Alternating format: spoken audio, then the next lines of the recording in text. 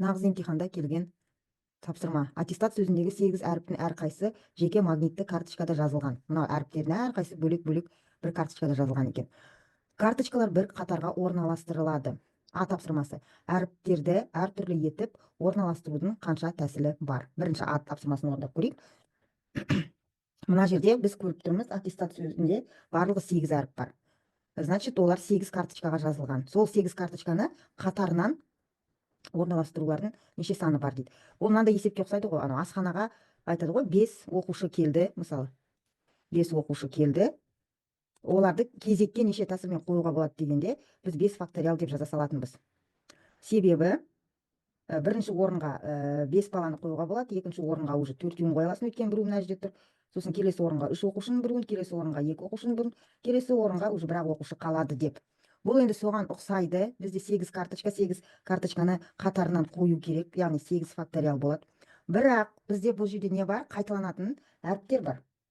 Мына жерде 5 оқушы дегенде олар 5-еуі бәрі де әртүрлі ғой, енді бірдей оқушы деген болмайды ғой. А мында бірдей әріптер бар. Бірдей әріптер болған кезде неше тәсілмен орналастыруға болады дегенде, кездесетін бірдей әріптердің факториалына бөлеміз. Мысалы 8 факториал деп жаза салсақ қате болады.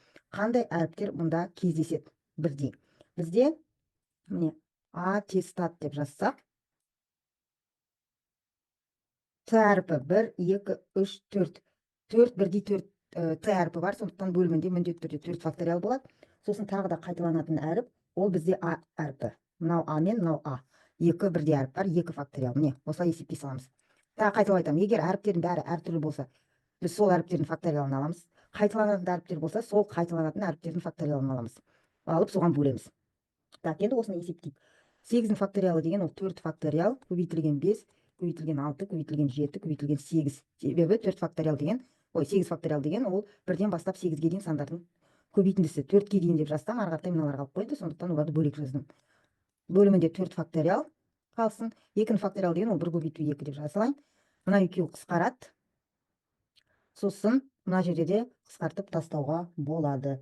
Мысалы 2 мен 6-ны, мына жерде 3 қалады. Сонда есептейтін болсақ, мына жерде қалған 5 көбейту 3 көбейту 7 көбейту 8. Бұл жерде 840 деген сан шығады. Сонда А вариантының жауабы бізде 840. Так, енді Б тапсырмасы. 4 Т әріпі бірге тұратындай әріптерді орналастырудың қанша тәсілі бар? Бұл да мына біріншіге ұқсайды да, бірақ 4 Т әріпі қатар тұру керек. Бізде қандай әріптер бар жалпы? Жалпы бізде А әріпі бар. 2 рет кездеседі А әріпі. Е әріпі бар. С әріпі бар. Және Т әріпі 4 рет. 4 Т әріпі бар. Бірақ бізге не деп тұр? Осы Т әріптері әрқашан бірге тұрсын дейді.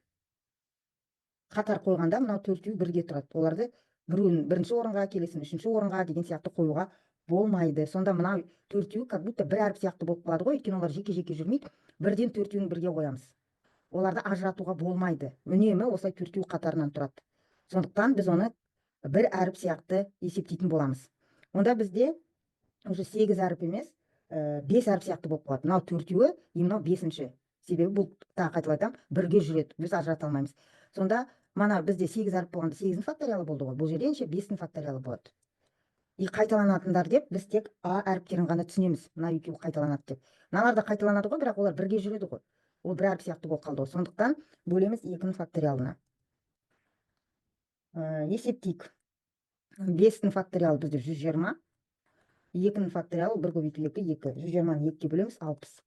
Сонда Б сұрағының жауабы 60-ға тең. Осы сұрағы 8 карточка араластырылды және 2 карточка кездейсоқ таңдалды. Карточкалар кері қайтарылмайды. Осы 2 карточканың кем дегенде біреуінде Т әріпі болу ықтималдығын табыңыз. Мен қазір Т әріпінің кем дегенде Т әріпінің бір рет кездесу ықтималдығын таппас бұрын Т әріпінің кездеспеу ықтималдығын тауып алсам. Қазір мен іздеп жатқаным Т әріпінің кездеспеу ықтималдығы.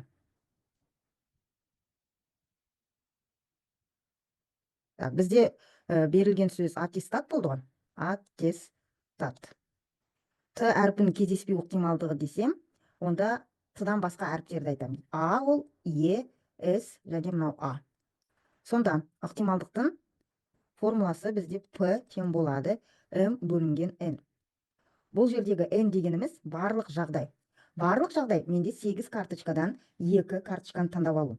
Міне, бізде басында айтып тұр ғой, 8 карточка араластырылды және 2 карточка кездейсоқ таңдалды. Барлық жағдай дегеніміз С 8-ден 2 болады. Менің іздеп жатқан Т әрпін кездеспеу ықтималдығы.